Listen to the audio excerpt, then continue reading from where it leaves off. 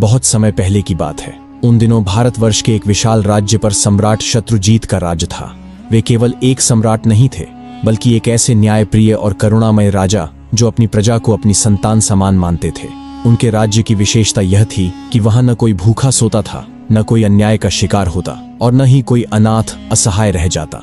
जब सारा नगर गहरी नींद में डूबा होता, तभी सम्राट शत्रुजीत अपने वैभवपूर्ण वस्त्र त्याग कर एक साधारण वेश में, मुख पर मिट्टी और धूल मलकर, चुपचाप महल के पिछले द्वार से नगर की ओर निकल पड़ते। उन्हें देखकर कोई उन्हें भिक्षुक समझता, तो कोई थका हारा किसान। वे नगरती या कोई अन्य बहुमूल्य खजाना कहाँ छिपा है। मेरे लिए खजाने की महक दूर से ही प्रकट हो जाती है। जब भी कोई बड़ा हाथ मारना होता है, मेरी नाक सबसे पहले काम आती है। सम्राट ने उसकी ओर गौर से देखा और प्रशंसा से कहा, वाह, यह तो बड़ा ही विलक्षण गुण है। तुम्हारी यह कला तो चुपचाप राज्य के गुप्त भंडारों तक भी पहुंचा सकती है। अब चमन आगे आया। उसके चेहरे पर आत्मविश्वास की एक छाया थी। वह बोला, मैं पशु पक्षियों की भाषा समझता हूं। कुत्ते, बिल्ली, घोड़े जो कुछ भी कहें, उनके शब्द मेरे लिए स्पष्ट होते हैं। यदि किसी गली में कोई कुत्ता भौंक रहा हो या कोई घोड़ा अचानक व्याकुल हो जाए, तो मैं जान जाता हूं कि वहां कुछ अनहोनी घटने वाली है। सम्राट यह सुनकर कुछ क्षणों के लिए चुप रहा, फिर बोला, तुम तो प्रकृति की आवाजों को ही पढ़ लेते हो। यह गुण तुम्हें शत्रु के आने से पहले ही सचेत कर सकता है। अब तीसरे चोर रंगा की बारी थी। उसने अपनी जेब से एक पतली सी तार निकाली और गर्व से बोला, मैं ताले तोड़ने में निपुण हूं। लोहे, पीतल या शाही कक्षों के सबसे कठिन ताले भी मेरी इस नन्ही तार के आगे नतमस्तक हो जाते हैं। ताला चाहे जितना भी कठिन हो, मेरे हाथ में आते ही झुक जाता है। सम्राट मुस्कुराया और चुटकी लेते हुए बोला, तो फिर तुम्हारे हाथों में तो कोई जादू है रंगा। ताले नहीं, मानो किस्मत की गिरहें खुलती हैं। अब सबसे अंतिम में रतन सामने आया। उसके चेहरे पर एक रहस्यमयी मुस्कान थी। उसने कहा, मेरा गुण सबसे निराला और सबसे खतरनाक है। यदि मैं किसी को एक बार अंधेरे में देख लूं, तो फिर वह लाख छिप जाए, मैं उसे पहचान ही लूंगा। चाहे वह भीड़ में हो, नकाब में हो या दुश्मनों के झुंड में, मेरी नजर उसे पहचान लेती है। सम्राट विस्मय से बोला, तो इसका अर्थ यह हुआ कि अंधकार तुम्हारी दृष्टि को धोखा नहीं दे सकता। तुम तो सच्चे मायनों में अंधेरे के भी प्रहरी हो। अब सम्राट भली भांति समझ चुका था कि ये चारों न केवल शातिर थे, बल्कि अपने अपने हुनर में दक्ष भी थे। किंतु उसके भीतर तो अब एक नई योजना ने जन्म ले लिया था। वह मुस्कुराया और बोला, भाइयों, अब जब हमारी टोली इतनी योग्य हो चली है, तो बताओ आज की रात कौन सा शिकार तय है। चारों चोर राजा की बातों को ध्यान से सुन रहे थे। उन्होंने अपने अपने कौशल तो खोल कर रख दिए थे, परंतु अब उनकी आंखों में एक संशय था। रतन ने मुस्कुराते हुए पूछा, भाई, हमने तो अपने गुण बता दिए, पर तुमने अब तक कोई बात नहीं की। बताओ, तुम्हारे भीतर ऐसी कौन सी बात है जो तुम्हें हमारे लिए उपयोगी बनाती है। सम्राट ने तनिक गंभीर होकर उत्तर दिया, मेरे भीतर एक अनोखा गुण है। यदि हम कभी संकट में पड़ें, पकड़े जाएं या फंस जाए, तो केवल मेरी आंखों के एक इशारे से सज्जा भी टल सकती है और जान भी बच सकती है। चारों चोर यह सुनकर चौंक गए। फकीरा बोला, क्या मात्र दृष्टि के इशारे से सजा माफ हो सकती है? यह तो कोई चमत्कार जैसा प्रतीत होता है। एक अन्य बोला, यदि यह सच है, तो हमारे गिरोह में सबसे अनमोल गुण तुम्हारे पास ही है। तुम्हारे रहते हमें किसी चीज की चिंता ना होगी। राजा ने मन ही मन अपनी योजना को सुदृढ़ करते हुए कहा, छोटी मोटी चोरी से क्या लाभ? यदि जीवन भर चैन से जीना है, तो एक ही बार इतना बड़ा हाथ मारो कि दोबारा जरूरत ही ना पड़े। और वह जगह है राजमहल का खजाना। ये सुनते ही चारों चोरों की आंखें लालच से चमक उठीं। फकीरा बोला, वाह, ये हुई ना बात। अगर इस बार हम सफल हो गए तो फिर जीवन भर ऐश करेंगे। राजा ने भीतर ही भीतर संतोष की सांस ली। उसकी योजना अब चोरों को पूरी तरह फांस चुकी थी। फिर वे सभी नगर की गलियों से होते हुए महल की ओर बढ़ने लगे। जैसे ही वे महल के समीप पहुंचे, एक कुत्ता जोर जोर से भौंकने लगा। सभी चोर एकाएक सतर्क हो गए। फकीरा ने चमन की ओर देखा और कहा, भाई, जरा सुनो तो, ये कुत्ता क्या कह रहा है? क्या कोई खतरा है? चमन ने ध्यान से कुत्ते की आवाज को सुना और फिर उसके चेहरे का रंग उड़ गया। वह बोला, यह कुत्ता यह कह रहा है कि हमारे साथ इस समय नगर का सम्राट चल रहा है। क्षण भर को एक सन्नाटा छा गया। सभी चोर चौंक कर एक दूसरे की ओर देखने लगे। तभी रंगा जोर से हंस पड़ा। अरे, यह तू क्या बक रहा है? राजा भला इस अंधेरी गली में क्या कर रहा होगा?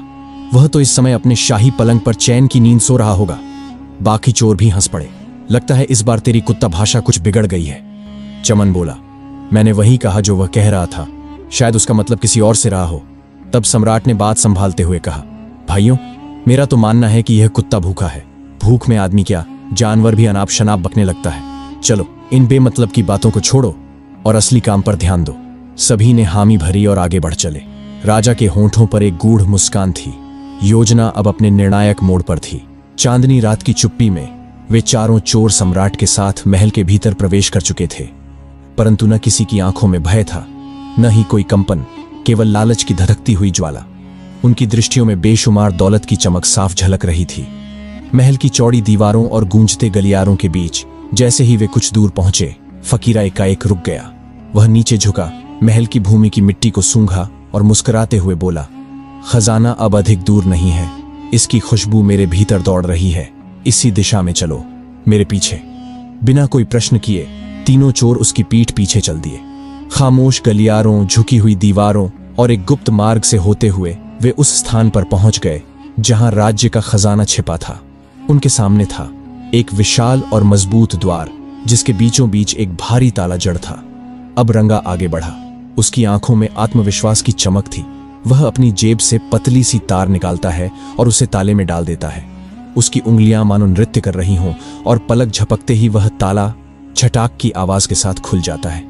रंगा मुस्कुराया और बोला, कहा था ना, मेरे इस हुनर के आगे कोई ताला नहीं टिकता। फिर धीरे से दरवाजा खोला गया। अंदर का दृश्य देखते ही चारों की आंखें चौंधिया गईं। वह कक्ष मानो स्वर्णलोक बन चुका था। चारों ओर सोने की अशर्फियां, हीरे मोती, जवाहरात, बेशुमार संपदा बिखरी हुई थी। एक चोर विस्मित होकर बोला, भाइयों, अब यह सब कुछ हमारा हो चुका है। अब जीवन में किसी चीज की कमी नहीं रहेगी। अब तो केवल ऐशो आराम से जीना है। और तभी सभी चोर दौलत समेटने में लग गए। किसी ने झोले में अशर्फियां भरी, कोई हीरों को संभालने लगा। वे सभी सोच रहे थे कि अब उनका भविष्य सुरक्षित हो चुका है। अब उन्हें जीवन में कुछ करने की आवश्यकता नहीं। सम्राट भी उनके साथ झुककर यही सब कर रहा था, परंतु उसके भीतर मुस्कान किसी और ही उद्देश्य की थी। वह देख रहा था कि कैसे हर कोई अपने स्वार्थ में डूबा है, पर उसकी दृष्टि कुछ और तलाश रही थी। थोड़ी देर बाद जब सबने अपनी अपनी झोली भर ली, तो चारों चोरों ने एक थैली सम्राट की ओर बढ़ाई। लो भाई, फकीरा बोला, ये तुम्हारा हिस्सा है। तुम भी हमारे साथ आए हो, तुम्हें भी बराबरी का हिस्सा मिलना चाहिए। सम्राट ने थैली की ओर देखा, फिर हल्की मुस्कान के साथ कहा, नहीं दोस्तों, मुझे यह सब नहीं चाहिए। मैं तो यूं ही तुम्हारे साथ आ गया था। मेरी किस्मत में शायद यह दौलत नहीं लिखी थी। रतन हैरानी से बोला, अरे भाई, इतनी दौलत को कौन ठुकराता है? राजा ने केवल इतना कहा, तुम ही रख लो, इसे भी अपने हिस्से में बांट लो। चारों ने एक दूसरे की ओर देखा, फिर कंधे उचकाते हुए बोले, हमें क्या, इसका भी हिस्सा हमें ही मिल जाएगा। अब वे अपने अपने हिस्से गिनने में लग गए। सम्राट ने इसी अवसर का लाभ उठाया। वह एक एक कर चोरों के पास गया और सहज ढंग से पूछा, अगर फिर कभी ऐसी योजना बनी तो तुम कहां मिलोगे? सबसे पहले फकीरा बोला, मैं तो बाजार के पास वाली सराय के बगल में ही रहता हूं। कोई बड़ा हाथ मारना हो तो वहीं आ जाना। इसी तरह सम्राट ने चमन, रंगा और रतन से भी उनके नाम और ठिकाने पूछ ली। चारों निश्चिंत थे। वे सोच भी नहीं सकते थे कि जो उनके साथ खजाने में घुसा था वही इस भूमि का सम्राट है। खजाना लूटकर वे चारों अंधेरे में विलीन हो गए, अपने अपने ठिकानों की ओर चल पड़े। और सम्राट, वह धीरे धीरे उन्हीं नगर की गलियों से होता हुआ वापस अपने महल की ओर लौटने लगा। उसके मुख पर संतोष की गहरी छाया थी। उसकी योजना सटीक ढंग से चल रही थी। राजा मन ही मन सोच रहा था, ये लोग भले ही चोर हैं, लेकिन इनके भीतर ऐसे गुण हैं जो मेरी सेना में किसी भी वीर सिपाही से कम नहीं। फकीरा, जिसकी नाक खजाने को सूंघ लेती है, अगर वही मेरे खजाने की रखवाली करे तो कौन चुरा सकेगा? रंगा, जो किसी भी ताले को पल में खोल दे, क्या वह मेरे शत्रुओं के दुर्ग में घुसने वाला बेहतरीन जासूस नहीं बन सकता? चमन, जो पशुओं की भाषा समझता है, वह मेरे हाथियों और घोड़ों की सेवा में क्यों नहीं लगाया जाए? और रतन, जिसकी आंखें अंधेरे में भी सच्चाई पहचान लेती हैं, क्या वह मेरी महल की रक्षा में मुख्य प्रहरी नहीं हो सकता? उसके विचार दृढ़ हो चुके थे। यदि मैं इन्हें कारागार में डालता हूं तो इनके ये अनमोल गुण सड़ जाएंगे, लेकिन यदि मैं इन्हें सही दिशा में लगाऊं तो ये चोर नहीं, मेरे राज्य के रक्षक बन सकते हैं। यह निश्चय कर वह सम्राट तेज कदमों से महल की ओर लौट चला, अपने साथ एक नए युग की योजना लिए। सुबह का सूरज निकला तो समूचे नगर में हलचल मच चुकी थी। एक खबर ने सबका चयन छीन लिया था। राजमहल का खजाना लुट चुका है। यह समाचार आग की तरह फैला और पूरे दरबार में बेचैनी फैल गई। मंत्री, सलाहकार और सेनापति सभी दरबार में एकत्र हुए। कोई कह रहा था कि यह कार्य किसी बाहरी गिरोह का है, नगर के बाहर से आए होंगे और चोरी कर भाग गए होंगे। किसी ने शंका व्यक्त की कि महल के भीतर का ही कोई व्यक्ति इस योजना में शामिल हो सकता है। एक से एक सुझाव दिए जा रहे थे, पर किसी के पास ठोस उत्तर नहीं था। वहीं सम्राट शत्रुजीत अपने सिंहासन पर बैठे शांति से यह सब सुनते रहे। अचानक उन्होंने मुस्कुराते हुए हाथ उठाया और गूंजती हुई आवाज में बोले, मुझे भली भांति झात है कि यह चोरी किसने की है और वे इस समय कहां हैं। दरबार में सन्नाटा छा गया। सभी की आंखें सम्राट की ओर टिक गईं। एक मंत्री ने झुककर पूछा, महाराज, क्या वास्तव में आपको चोरों का पता है? सम्राट ने गंभीरता से कहा, हां, वे 4 हैं, फकीरा, चमन, रंगा और रतन। यह सुनते ही दरबार में खलबली मच गई। सम्राट ने सिपाहियों को आदेश दिया कि नगर के जिन स्थानों पर ये चारों रहते हैं वहां तुरंत जाकर उन्हें पकड़ लाया जाए। पते खुद सम्राट ने बताए। थोड़ी ही देर में चारों चोर रस्सियों से बंधे हुए दरबार में प्रस्तुत किए गए। अब वे भयभीत खड़े थे, यह सोचते हुए कि राजा को उनके नाम और ठिकानों की जानकारी कैसे मिल गई। सम्राट अभी भी उसी रहस्यमय मुस्कान के साथ सिंहासन पर आसीन थे। तभी रतन की दृष्टि सम्राट के चेहरे पर पड़ी। कुछ क्षण तक वह उन्हें देखता रहा, फिर उसके चेहरे का रंग उड़ गया। उसने घबराकर कहा, यह तो वही है। उसके मन में पिछली रात की स्मृतियां कौंध गईं। वही चाल, वही आवाज, वही चेहरा।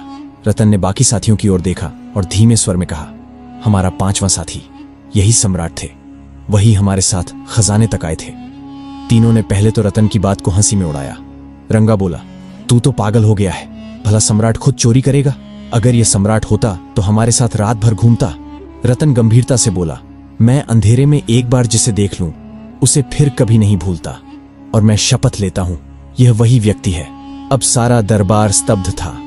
सम्राट ने जबरदस्त ठहाका लगाया। उसकी हंसी पूरे महल में गूंज उठी। फिर उन्होंने सिपाहियों की ओर संकेत किया और रस्सियां खोल दी गईं। दरबारी एक दूसरे की ओर देखने लगे। यह कैसा न्याय था? फिर सम्राट ने कहा, इन लोगों को पकड़ने का उद्देश्य इन्हें दंड देना नहीं था, बल्कि कुछ और था। उन्होंने दरबारियों को रात की पूरी घटना सुनाई, कैसे वे स्वयं चोरों के साथ गए, कैसे उनकी काबिलियत को पहचाना और कैसे उनके नाम पते मालूम किए। अब चारों चोर सम्राट के चरणों में गिर पड़े और आंखों से आंसू बहाते हुए बोले, महाराज, हमें क्षमा कर दीजिए। हमने आपको पहचानने में भूल की। एक और अवसर दें। हम अपने प्रायश्चित में पूरी निष्ठा से आपकी सेवा करेंगे। सम्राट मुस्कुराए और बोले, तुम लोग चोर अवश्य हो, परंतु तुम्हारे भीतर अनमोल गुण हैं। यदि इन्हें सही दिशा में लगाया जाए तो तुम न केवल अपनी किस्मत बदल सकते हो, बल्कि समूचे राज्य के लिए वरदान बन सकते हो। और फिर सम्राट ने चारों को उनके गुणों के अनुसार राज्य सेवा में नियुक्त कर दिया। रतन, जो अंधेरे में किसी को भी पहचान सकता था, उसे राजमहल का प्रधान प्रहरी बना दिया गया। रंगा, जो बिना चाबी के कोई भी ताला खोल सकता था, को राजकोष का संरक्षक नियुक्त किया गया। चमन, जिसे पशु भाषा समझने का अद्भुत गुण था, उसे शाही अस्तबल का प्रमुख अधिकारी बनाया गया। फकीरा, जो सोने चांदी की गंध पहचान सकता था, को राज्य के खोजी दस्ते का प्रमुख नियुक्त किया गया। समय के साथ ये चारों पूर्व चोर सम्राट शत्रुजीत के सबसे वफादार और योग्य दरबारी बन गए। जो कभी चोरी के लिए बदनाम थे, आज वे अपनी काबिलियत से राज्य के स्तंभ बन चुके थे। तो मित्रों, यह सत्य ही कहा गया है, मनुष्य की पहचान उसके अतीत से नहीं, बल्कि उसके वर्तमान और भविष्य से होती है। यह मायने नहीं रखता कि कोई कहां से चला है, बल्कि यह महत्वपूर्ण है कि वह किस दिशा में जा रहा है। हर व्यक्ति को जीवन में एक दूसरा अवसर अवश्य मिलता है, बस जरूरत है उस अवसर को पहचानने और उसका सही उपयोग करने की। और जो व्यक्ति किसी के दोषों को नहीं, बल्कि गुणों को देखकर उसे सही मार्ग पर लगा दे, वही सच्चा नेता, सच्चा सम्राट होता है। दोस्तों, अगर आपको यह कहानी पसंद आई तो वीडियो को लाइक करें। अगर आपको ऐसी ही कहानी सुनना पसंद है तो चैनल को सब्सक्राइब कर लें। मिलते हैं एक और नई कहानी के साथ।